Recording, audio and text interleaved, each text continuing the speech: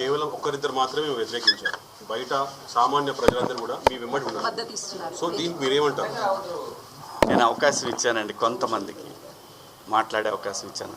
ఇక్కడ నాకు అర్థమైంది ఏంటంటే నువ్వెంత నీ బతుకెంత అంటున్నారు, వాళ్ళని గౌరవిస్తాను. ఇప్పుడు మీరు చెప్పిన దాంట్లో కూడా నా మీద అంత నా వెనకాలే ఉండి నా మీద కుట్ర చేశారన్నారు కదా. అదేదే నేను అనేది, నేను ఎవరికి భయపడను. అంటే మీకు బాధగా అనిపిస్తుందా? నేను బతుకు తెరువుకి వచ్చేవాడిని, ఇక్కడ కాకపోతే కష్టపడేవాడిని, ఇంకో చోట పోయి బతుకుతా. అంతేగాని ఆత్మాభిమానం చంపుకొని ఎవడికో భయపడి, ఎవడో బెదిరిస్తే, ఎవడో వార్నింగ్లు ఇస్తే భయపడే రకాన్ని కాదు. అంత మాత్రం చేత వ్యవస్థలను గౌరవించకుండా, నేనుంటున్న పరిశ్రమను గౌరవించకుండా అంత విలువలు లేని బతుకు నేనైతే బతకట్లేదు. మీరు హీరో రోల్స్ తర్వాత కూడా ఇప్పుడు కొన్ని ప్రత్యేకమైనటువంటి రోల్స్ చేస్తున్నారు కదా, అది ఎవరికైనా ఎవరి రోల్స్ అయినా తగ్గించే అవకాశం ఉంటుందని మీరు ప్రజలకు అనుకోవచ్చు. నా చూడండి, నాకు భగవంతుడు ఈ జన్మలో నటుడిగా బతకమని ఇచ్చాడు. బతికే బతుకులో సమాజానికి ఉపయోగపడే విధంగా బతకమని చెప్పాడు. నేను అలాగే బతుకుతున్నా. అన్నిటికీ ప్రతి ఒక్క దానికి గుర్తుపెట్టుకోండి, కాలం కర్మ అన్నిటికీ సమాధానం చెప్తుంది.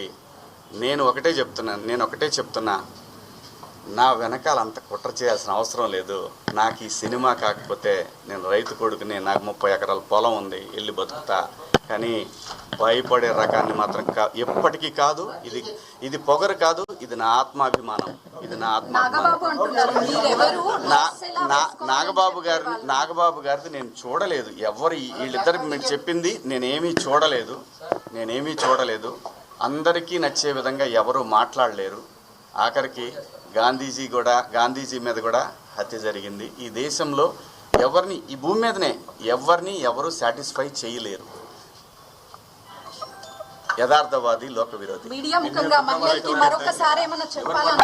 తెలీదండి అన్ని. అదే ఎవరు కుట్ర పన్నుతున్నారు ఏంటనేది కనిపిస్తానే ఉంది. వాళ్ళకి ధైర్యం వచ్చి మాట్లాడిన ఇద్దరిని మీరు మీ బయట కుట్ర చేస్తామని చెప్తున్నారా? చిచ్చి పాపం, వాళ్ళకి ఏం సంబంధం లేదు. వాళ్ళ అమాయకులు అంతే. మీడియా ముఖంగా మహిళలకి మరొకసారి ఏమైనా చెప్పాలనుకుంటున్నారా? నేను మహిళలకి చెప్పాల్సింది ఏమీ లేదు. దయచేసి ఒరే అబ్బాయిలు,